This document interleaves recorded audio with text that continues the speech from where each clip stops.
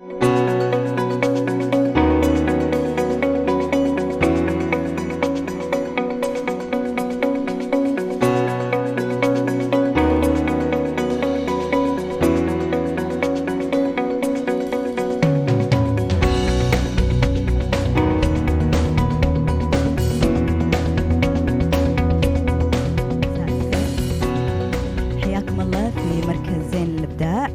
to Zinc. I think we're switching to English because we have a few English speakers tonight. If that's okay with everyone, or would you like us to have a mixed? Okay, we're good. So thank you for coming tonight on our inaugurating session with Khaleejesque. It's a partnership that we're very proud of, and it took us many months to establish. And we're actually kicking off our Zinc initiatives with Kilmitain. We're hoping for more discussion panels and more upcoming sessions with Khaleejesque. But tonight we're focusing on Kilmitain 2.0. We're focusing on innovation. Obviously, this is an innovation center, and we want to talk about how we can integrate it into 3 pillars of our main targets within Zinc. And the main targets that we're looking at is obviously creativity, innovation, and entrepreneurship. So today we have a wonderful panel of experts in their own fields, as well as people who have created beauty within our country as well. And we're very proud to have them on this panel. I also just want to kick off before we hand over the mic to Foz to introduce the speakers. I just want to let you know that we have an app that we're launching with Zinc, and we'd love to have your emails so we can send you a private invite, and then you'll get testing opportunity as well as upcoming initiatives. So there's an iPad going around with our fund team, and they will be able to take up your info. So thank you very much, and Foz, mic is yours. Thank you, Haya. Hi everyone, and welcome to Kilmitain 2.0. أول شيء معكم فوز صباح من Khaleejesque. Basically, Khaleejesque is a media platform, a print and online magazine that also does a lot of initiatives and events with the local and international organizations. For Kilmitain, we're launching this new season, and it's a monthly series of panel discussions, and we want to highlight innovation in different industries and different fields. And today we're kicking off with user experience, and we have an excellent panel of speakers, mashallah, very successful and high achievements. And I'm going to be introducing them, and then we're going to be having a panel discussion followed by a Q&A session. So please, if you have any questions, leave them after the panel discussion is done.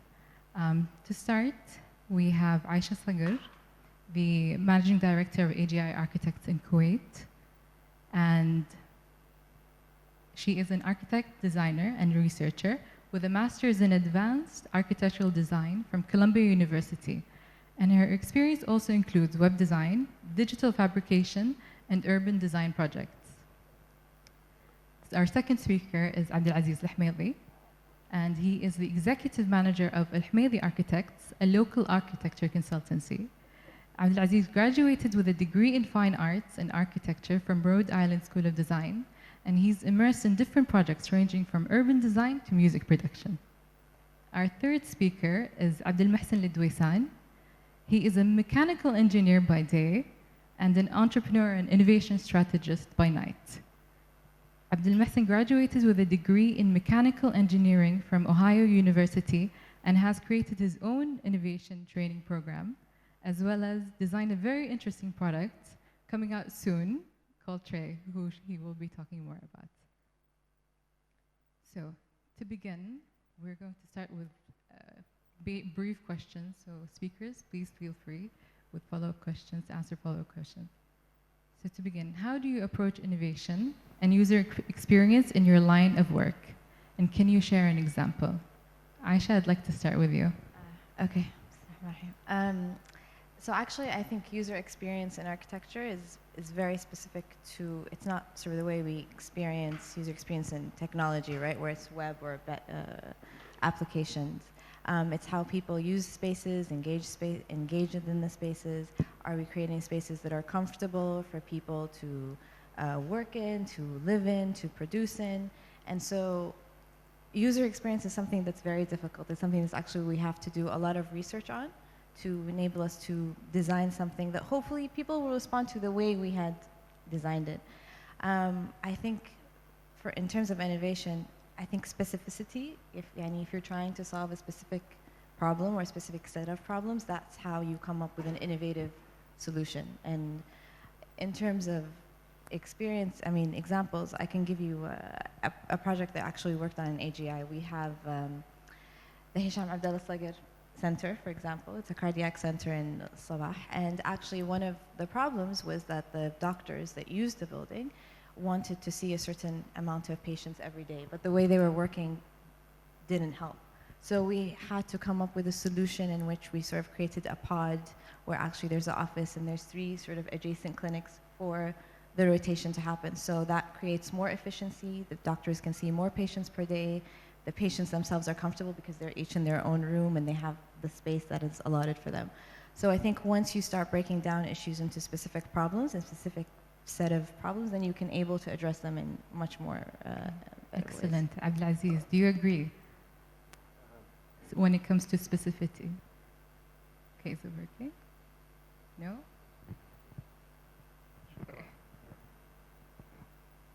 Yeah, so I generally agree with everything Aisha said. User experience is everything in my field as an architect, and I think I want to touch upon this idea of innovation. For me, what I'm going to talk about right now doesn't feel so innovative, but unfortunately, reasons beyond our control in a country like Kuwait, people see it as an innovative aspect, how we interact with clients, how we empathize and kind of approach design as a client-centered process rather than the top-down approach of I'm the architect and you take my design and go. So people feel that that's a very enriching process for them, and they feel like they're invested in the process and they get to understand what's going on. And I think part of the innovative system that we kind of try to work with the client is educating them about the process. So it's not just about this is what's done. And unfortunately, a lot of people here have bad experiences with architects and construction professionals, and they tend to kind of see that as a negative experience rather than an enriching experience. And for us, this is part and parcel of the standard approach that any architect or professional should undertake. And maybe it seems innovative to them, but for us, it's kind of a standard approach. You want examples of, for example, how we apply innovation. We're not like a cutting edge firm. We're not using the latest materials or the latest ideas and conceptual designs. But I think for us, innovation comes in small steps and increments, and really everything from using normal materials in a different way or exploring them and taking them a step further to the act of investigating the intersections of social, cultural, economic shifts, or even older understanding of materials or uses like the courtyards and mishrabiyas, and kind of allowing them to work for today's uses and today's clients is what we consider sort of our own little contribution to the innovation within the process of architecture. One simple example is leaving all the projects aside. If we focus on something like residential design, I think people here struggle with the idea of how something created for today or for our clients' requirements today, how can it adapt to future uses, without the destructive processes that are usually involved with rebuilding or demolishing. So that's something we try to do when it comes to user experience, is empathize and really understand their needs and question their future needs, and really try to have something that adapts for that and even adapts for things that we don't anticipate. Okay, thank you for that. Abdulmohsen, you are working on a new product. I'd like you to talk more about it and the process that led you to that. Okay, so to me, the best way I can characterize the approach is that it's a lot of discipline and a lot of chaos at the same time. So starting off, I would be looking for certain behaviors, certain patterns, certain influences for why people do what they do, try to understand what they're doing on a day-to-day basis, and then questioning that. So it's a lot of observing, a lot of understanding, to see where people are misusing a product or a service. And I'll give you an example. So small-ish apartment, let's say. Every day I come back from work and I want to watch TV, right? That happens to be the same time that I want to have food, okay? So what I end up doing is I use my coffee table as a dining table. But the coffee table isn't designed to be a dining table, right? So with time, I try to question that, like, why am I using the dining table as, the coffee table as a dining table? Asking more and more people, I realized that many people do the same thing. So this is what I mean by using a product. A product is intended to do something, and you're using it for other purposes. And that's where I raise a flag. I try to understand, like, why are people doing that instead of using it for its purpose? And whenever I find an insight, which is a truth or a reality about how people do what they do or why they do what they do, that's when I double down and I see it as an opportunity to innovate or create something different. A lot of research is included in that approach.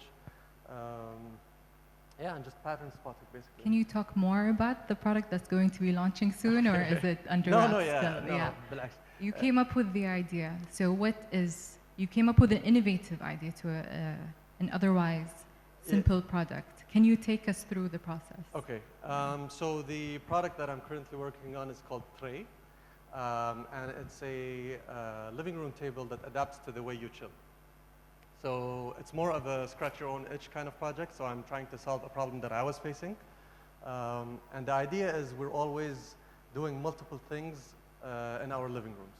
We're either eating while watching TV, playing around with our laptop while watching TV, could be browsing the web, phone on your side, eating noodles or something. We're always doing multiple things at the same time.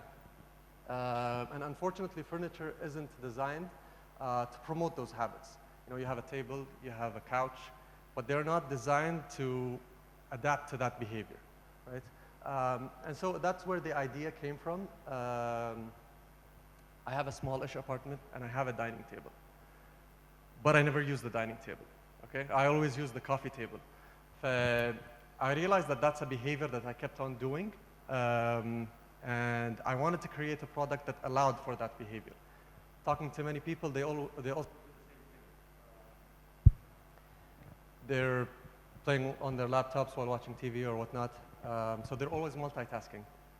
And that's where the idea came from. So the table technology, but it sort of allows for you to multitask, do multiple things at the same time in the space of your living room. So that's the idea for Tray. Okay. So my other question for all of the speakers, how, if any challenge that you faced, how have you used user experience to find the solution to that? How did you overcome any obstacle through user experience? It could be professionally or through a project, or even, Abdulaziz, I remember when we talked about facing clients. How did you tackle that obstacle through user experience? And I wouldn't say that we solved the problem with user experience. I think for me it's the other way around. User experience both poses the challenge and then instigates kind of the parameters for the solution. So, it's tackling that the users and the clients come with to us, and that becomes the challenge. How do we address these issues? But then they're the ones that expedite the solution as well. So I don't find them as a way to solve things, but rather they pose those questions in the first place. I think for us as an office, we observe a lot and we observe people's behavior, and actually it becomes sort of the way in which we start to construct our ideas. So it's not necessarily a problem that we're trying to solve, but it's sort of an understanding of behavior. And based on understanding of behavior, then you can design appropriate spaces that allow, for people to thrive, essentially. And before the talk, Aisha and I were discussing about how you design to people that are not there. Yeah. Can you talk more about that? Yeah, sure. I'll give an example. Actually, hopefully next year we'll be breaking ground on 2 healthcare projects. And we've been designing them for a few years in the office. And actually, they're healthcare projects, which means they belong to the Ministry of Health. They're actually funded by a donor. So a private donor has hired us to design this building and construct it on their behalf. So actually, but the main constituency of people that are going to be using the building, the patients and their families, they don't exist in either of these situations. So I mean, obviously there's like a committee of doctors that we refer to, but again, we're not talking to nurses, we're not talking to janitors. So you have to imagine all of these people and how they work and how they use the building. And we do that by observing existing spaces, obviously, but also understanding culturally how we work. So for example, if, la samahallah, your mother Foz had to go to the hospital, you know, who's going to go with her? It's not, yani, if we look at international standards, usually, maybe it might be one additional person. If you're looking at Kuwait, no, people comes with their tribe, not just their family. So automatically, the doctor's rooms, the patient public areas are completely magnified. The scale is completely different. And so we have to look at these cultural behaviors that don't exist anywhere. They're not written in any book that we can refer to, and design accordingly. And do you have anything to add, Abdulaziz, to that? No, I completely agree with her, and it works on all scales. I mean, whether you're talking about healthcare or urban or even a small restaurant or so, it is those layers of social and cultural issues that kind of dictate how you want to address them. And it is empathizing, really. Some people are completely detached from the process, but others really engage with the client, and observing is definitely something that we have to do. And there's a saying that, you know, architects answer questions you didn't even know existed. So it's kind of, we really put ourselves in their shoes. Excellent. Abdulmohsen, as a design or innovation strategist, how do you approach? Okay, so the way I see it is doubling down on this idea of behavior. Once we find the behavior of how people do what they do and why they do it, that sort of creates the feature set. For example, with tray, we see a lot of people that eat food in the living room and then want to clear out the food as quick as possible, right? And then come back, for example, and have a cup of coffee instead. So noticing that behavior transforms into a need, and it becomes one of the core features of the product that you design. So for the table, for example, it was obvious that we needed removable trays, let's say. People spill over easily in the living room. That on a couple of cases, my wife wouldn't be happy about that. So that becomes an element of the design. So in this case, the trays, for example, are recessed into a groove. So they sit down in their place when they're being used. And then you also need to design for when it's not being used, right? So I guess tables or living room tables, they fall into two categories, let's say. The functional ones and then the ones that are like high-end design, right?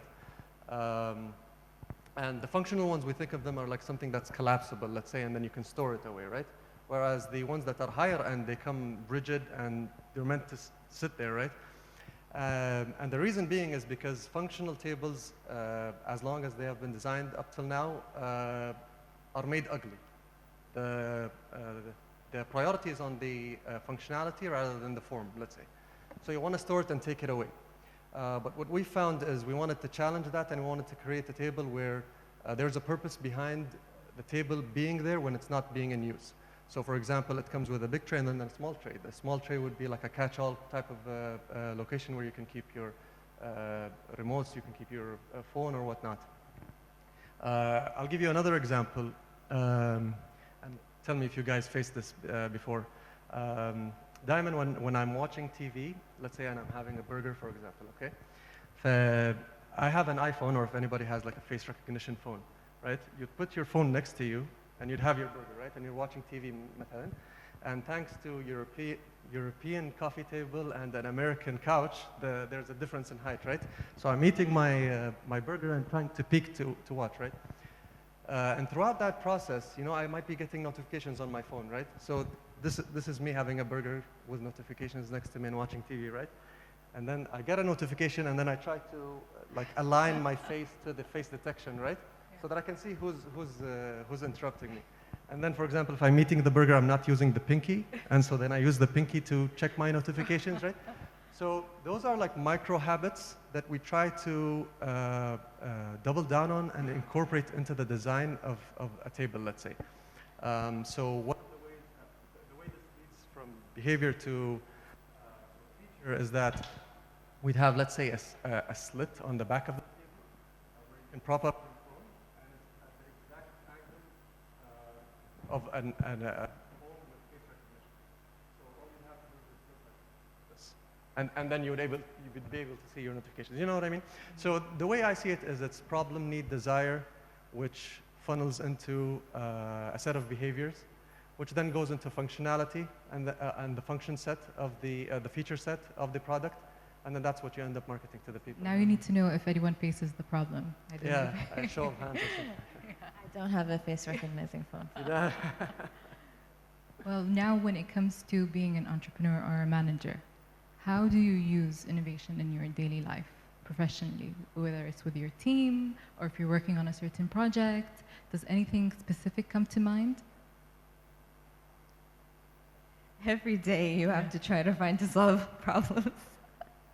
I think there's obviously tools that help. So for example, incorporating technology in how we work is one way of using innovation, but also sort of setting even things as simple as setting team strategy or the strategy with a client, for example, is very important. And just by changing the way you say something or the way you present something can be completely unique in solving the problem of the day or the time or the hour or the minute. Are there any specific tools that come to mind, something that would be beneficial to the audience professionally? I mean, Annie, for example, when we design, we have a 3D printer, for example, in the office, so we use that. That's a tool that we use. We also use what's called BIM, Building Information Modeling. So that's another sort of technological feature that we use to improve the workflow of the work itself.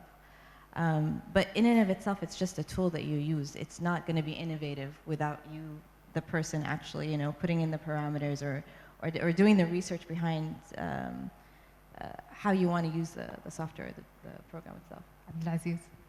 Obviously, innovation, like Aisha said, starts with software and how you communicate these ideas to the client. But also, it is absolutely for us also a challenge every day. I mean, we're competing with other entities, other offices. I mean, there are people that we respect, but there's also a lot of projects and stuff out there that's kind of being offered at the same level, at the same budget, and you need to find a way to kind of present your own solutions and your own opportunities still within that criteria. And you can't be saying, oh, but mine does a better thing, so you should be paying more for it, or that's the challenge for us. And the innovation is, how do you work within those parameters and that framework and still present a better product without overstepping the boundaries. And that innovation comes from little things like how you convey these ideas to the client, all the way to how you price and how you write your proposals and how you convey the information. So, every day is a little challenge, but it's not these big steps, just these little steps every day. Is there a memorable project in mind that you could talk more about? I don't know. Nothing comes to mind, but every project for me is memorable. Really, like every client is an enriching process. And for us, architecture is more of a practice than a profession. And what that means is that it's an iterative process. So every day, it's a new project you're building on rather than reinventing the wheel. It's a different approach, and it's kind of a constructive process. So every project and everything we take, whether it's a small, tiny kind of cafe shop or a hotel, it really has its nuances, and we try to gain as much as we can from it. Excellent. Abdulmohsen, I know you have your own training program when it comes to innovation. So can you give us your 2 cents? Okay, so the thing I try to tell people about is there are different ways of approaching innovation. There are different ways of trying to achieve innovation. But it depends on the project in hand. So I categorize them into 2 ways. It's either technology or customer driven. So, for example, I see technology as an enabler. So 3D printer. Be like, okay, we have a 3D printer. What can we do with it, right? So you start with the technology. So it's a technology-driven project. Things like machine learning, all those new technologies, right? By themselves, they are innovations, but at the same time, they are enablers.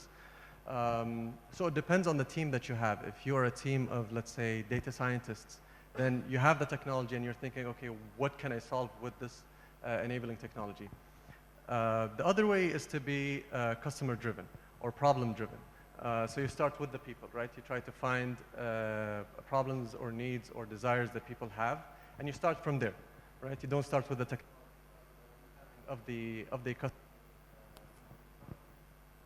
And then you move forward with that. So it's one of two ways, either technology-driven or customer-driven. Okay, excellent. So just some parting words when it comes to any advice, or if someone wants to be more innovative, how do they go about it? In your opinion, everyone has their own, I'm sure. Feel free. I think for me, one very important thing is collaboration. I think collaboration, especially in our line of work, no one can do anything on their own. And I think you end up with better projects and better results if you're working within a collaborative team. The way people think about, if I say I'm talk about my idea, then people are going to steal my idea and all, is ridiculous to me. I think your ideas can improve if you're actually working with good collaborators, and you'll reach much better results than if you're just working alone on your own in a silo. Okay, and how do you find people to collaborate with? That's a little bit more trickier, maybe. I think if you do what you love and what you enjoy, you're naturally going to start to attract people that you're inclined with and that you're attuned with. And also, something very important is we all fail, and it's okay to fail. And failure is an important part of the process. And we only get better by failing. So like these little things, that, as you talked about, that we improve on a day-to-day basis, it happens because we failed, and maybe we failed a little bit or we failed a lot. So even the way we talk to clients is something, if you talked to me 5 years ago versus today, probably I was a different person, right? Because I've improved and I've learned from all of the experiences that I've been through. So I think if you're enjoying what you do and if you're really working hard, you're going to start to attract like-minded individuals, and that's how you start building your team and your network. And you're not going to know unless you try. Abdulaziz, Abdulmohsen, anything?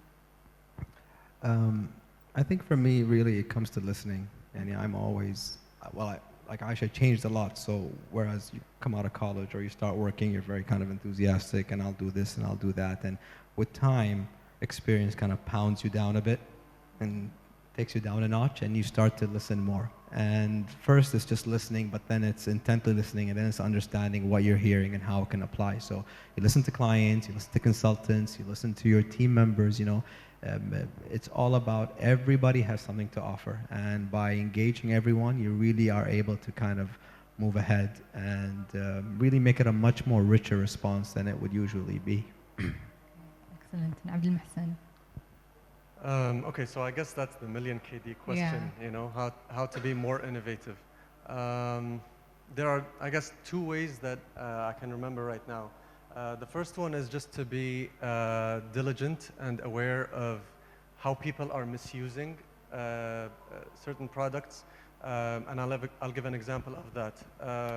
Everyone uses email, right?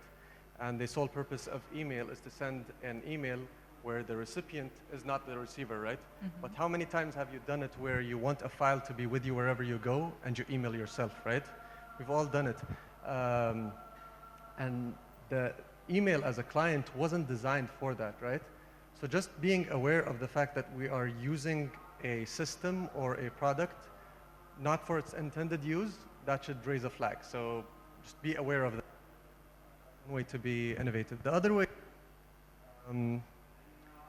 most people have, let's say, let's say, I always say that we are idea machines, right? If you're taking a shower every day in the morning, you're burst with dozens of ideas, right? Everybody has ideas.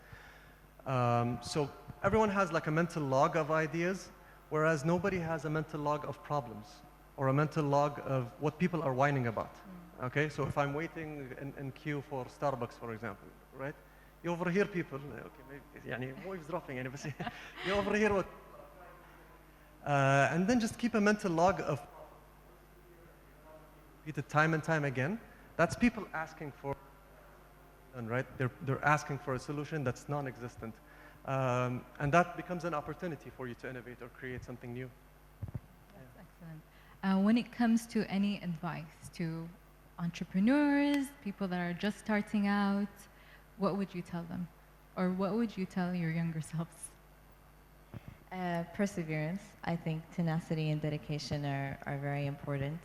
Aziz, listening is very important as well. Don't be afraid to fail. And I think, you know, it's important to be a lifelong learner. It's very important. You learn from every experience that happens throughout your life. And I think you can use it every single day. Abdulmohsen? Yeah. Advice.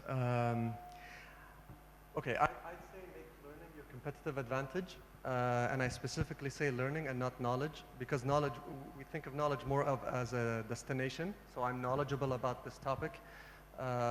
Whereas learning gives that connotation of it's a ongoing process, right? So let's say you're making a table, maybe. And then you have to be continuously trying to learn all the methods of how people can make tables, all the types of woods, all the types of machining, tools, international logistics. You have to continuously try to learn and outlearn your competition. And I think that's the only way to stay ahead, I guess, yeah. Any favorite resources? Any favorite resources? For what exactly? For learning. For learning. Yeah. I think it's highly subjective on what you're trying to learn. For me personally, I love to read.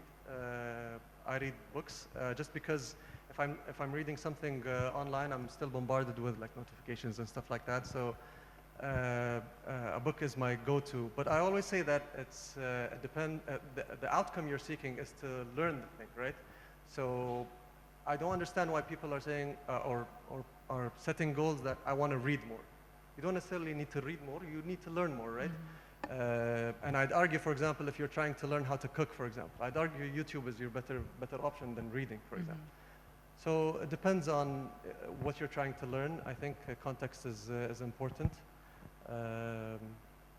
Specific books, maybe? If you're willing to share some. Come back to me. Okay. Let me go through. Okay, so Abdullah. And if I was to go back and talk to my previous or younger self, I'd probably say two things. I mean, understand that you should try and experiment or life as possible, because I realized that you can draw parallels almost with everything, and every experience enriches something that's parallel to it. So whether it's work teaching me about life, or whether it's family teaching me about, you know, whatever. The next thing I tell myself is don't be so hard on yourself at all. I mean, just because you're not very serious about it doesn't mean you can't take something seriously. That, for me, it took a long time to learn, and it's about kind of really taking it easy on yourself, being not so hard, but not losing that engagement with whatever's driving you. That's excellent. Thank you, speakers. صراحة, a lot of interesting information. I'm going to give it to the audience right now. If you have any specific questions, please raise your hand and we'll get a mic to you.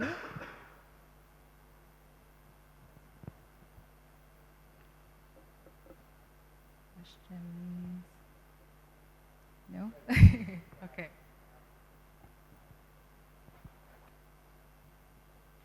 يعطيكم العافية أول شيء. Anna, basically I have two questions. One is very generic. The second one is a little bit specific. So the first one I would like to elaborate more for each one of you. I mean, when it comes to innovation, personally, like each one of you, what does it mean innovation for you? It's a very simple question, but I just want to hear your thought about this word, innovation, because it's everywhere these days. And so the second question is basically user experience when it comes to a government project. So how you deal with this? Like, I believe it's going to be stand-up comedy, like explaining user experience to a government project. So have you faced this? Any thoughts about like user experience with a government project? I mean, thank you so much. Any takers? Okay, I'll start with the government. I mentioned the two healthcare projects that we're working on earlier, but interesting, we found that for us, an interesting way of working is actually to come through the back door and not through the front door. And that's sort of one way in which we've been successful, but more so with government projects, I would say, is tenacity. You need to be dedicated, and you need to sort of do everything, essentially. Like in every project that we do that is somehow related to, if it's specifically like a project for the government, regardless whether it's a project, you know, where we have statutory approvals we have to get, we have a piece of paper that's signed for everything that we've done that someone has signed off on, because, you know, these things happen. Yeah, and we live in a bureaucracy, essentially. And if you don't have a paper that says this was approved, then you're going to be in a lot of trouble. But if we don't do that, then eventually we're not going to make it to where we want to make it in the end. And so it may take longer, and it has, in fact, taken longer. But I think in the end, that's how we sort of achieve projects that are more successful, because people are proud to be associated with these projects in the end. And I think that's very important. If people sort of take ownership of the buildings in which they're working on, then that's better than any other thing you could do. And what does innovation mean to each one of you? Didn't forget the question.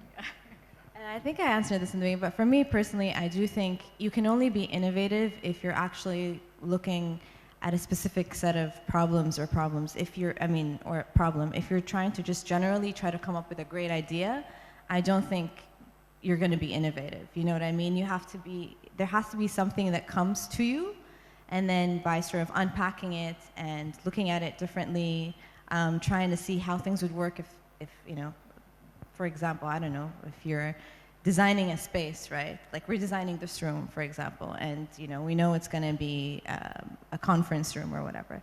And if we start thinking, well, what if the speakers don't need to have mics? Then you start to come up with interesting solutions to how you would solve that problem. For me, that's the way to go. I mean, for me, innovation is answers to questions. So posing questions out there and challenging yourself with, you know, maybe challenging the status quo at certain times, and seeing how we can offer a different way of looking at things from a different perspective that might sort of elevate the condition or the building or the space. Back to your government question, and we haven't probably interacted with governments as much as you, but I think for me personally, whenever I do, we have to kind of be very flexible. You know, you can't be rigid. You can't be so difficult to deal with, because you're not dealing with an individual, you're dealing with a system. So that flexibility at least offers you a way of understanding how the system operates and then maneuvering within it, more so than being a rigid obstacle to that. Also, I have one more thing to add with government projects. Be nice. If you're nice to people, people will go out of their way to help you with any problem that you face. But if you come and you approach problems with, you know, team aslab or mustashir or whatever, no one's going to want to help you ever.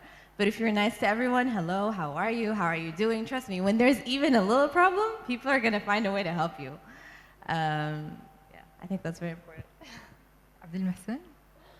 Okay, I want to go back to the innovation question, because to me that's very important in a sense, because I think it's being misused, widely misused. It's become a buzzword, and it's being used for PR efforts. And then I'm going to go off script هنا شوية بطلع. Go for it. I think people are misapproaching innovation because they want to take a picture of sticky notes and put it on Instagram. That's what innovation has been reduced to, right?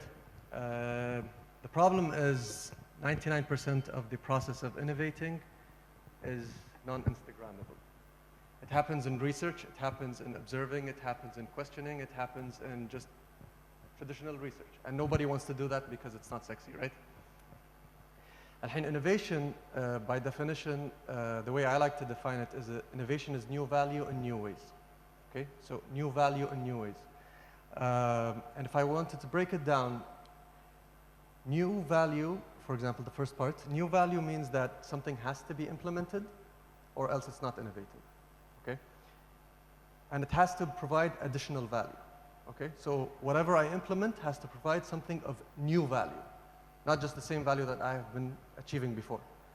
The second part is in new ways, right? And this alludes to creativity. So it has to be done in a new arrangement, in a new configuration, utilizing new technology, what have you. So innovation, new value in new ways. Now, where we trip ourselves up is we tend to say that, oh no, there are multiple definitions to innovation, right? If you look up any English word, okay, there are many ways to express them. There are many ways to define them, but at the end of the day, what you're trying to say is the exact same thing. It doesn't matter how you word it. Where we trip ourselves is because we see, for example, innovation manifest itself in different ways. So it could be a product innovation. It could be a service innovation. It could be something completely in the back end, network innovation, right? So there are different ways you can characterize innovations. Zain? Clayton Christensen, for example, he decided to categorize innovation according to levels of impact, right?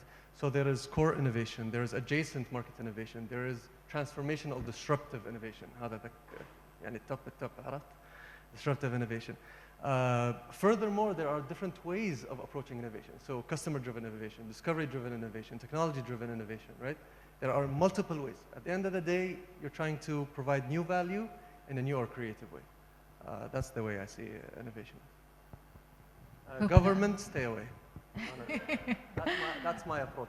But it will get better. I hope so. I hope so. Any other questions?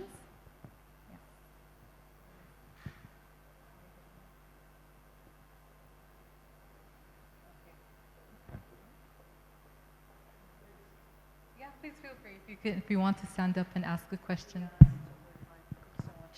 I would like to thank you guys for this amazing event and this amazing discussion. I'm really glad I made it. I actually have a degree in innovation and entrepreneurship, so it was very important for me to come and listen to you guys, and that was very amazing and inspirational. I have a couple of questions. When I studied innovation, I realized something, that not just because I'm curious about things, I have to be innovative. Like you said, creativity has a lot to do with it. But at the same time, استوعبت إن you have to be an expert at a certain thing or at a certain industry in order to disrupt, مثلا, or in order to be innovative at it. And that's when the team building comes in, right? You can add value to me, I could add value to you, and that's how you create something. Like, I have to be basically Steve Jobs and get people who, you know, design and create and engineer and stuff like that. Question number 2, what advice do you guys have for people like me who are fresh graduates, you know, have the energy ready to go and build and create and just inspire the youth, I guess. So, thanks. Thank you. I feel like you're thinking of answers, so anyone want to start? Abdulmohsen, شنو ودك تجاوب? Go ahead. Where did you get your degree from? Oh, mashallah. Okay. Because you're absolutely right. At times, you know, I've worked with the clients. مثلا, let's say a coffee roaster. Okay. تعال, we want you to innovate. Come up with something new. Then I'm not an expert in coffee, right? So they expect me to have the answers. I'm an expert in the process. I'm an expert in the flow. I'm not an expert in exactly what you're trying to innovate in. So they're surprised when I tell them that the idea won't come from me, but will come from you or your team, right? Because they're the experts in coffee roasting, not me. Now, this is only one subset of innovating, okay? Because what you're talking about is core innovation. So if I'm a coffee roaster, then one way to innovate is to look at my core offering and then make it different or make it better. So innovate the core. At the same time, you can innovate around the product, right? Lego famously did that with their building blocks, their traditional building blocks.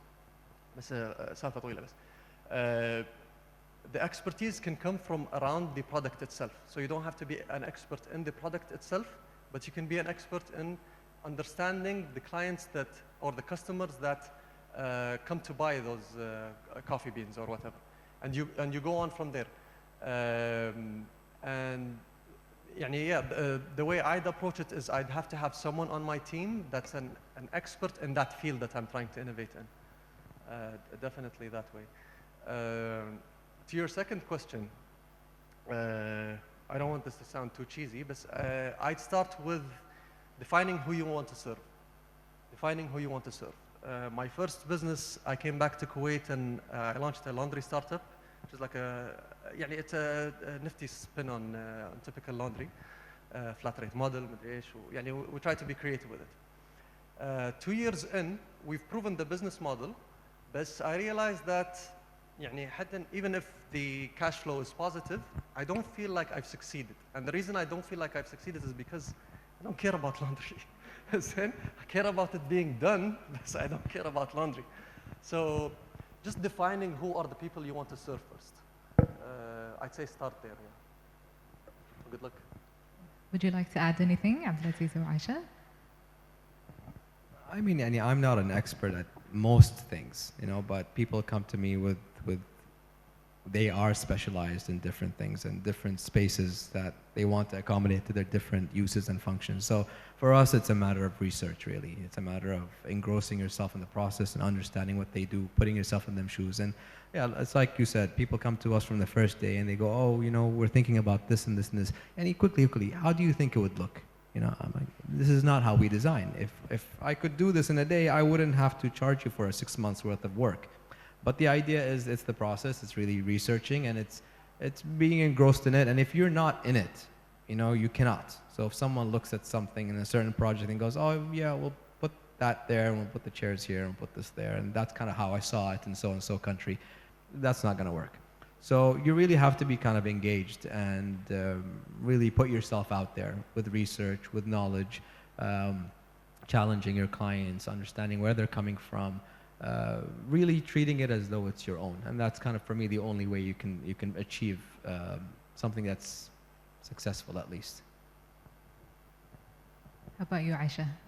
I agree. I mean, we're a research-driven office. That's the way in which we operate. I think, research is the starting point, and research doesn't stop. Even, when we design buildings, we construct them, even after people live in them and start using them. That's when we learn what mistakes we did, what things worked, what things didn't. So research is a lifelong pursuit, I guess. Amazing advice. Any other questions? MashaAllah, you're on a roll. Anyone else? Okay. So if we don't have any other questions, mic is not working. Okay, we'd like to wrap it up. Thank you so much. I've had amazing advice. I don't know if you guys agree, but I hope you do.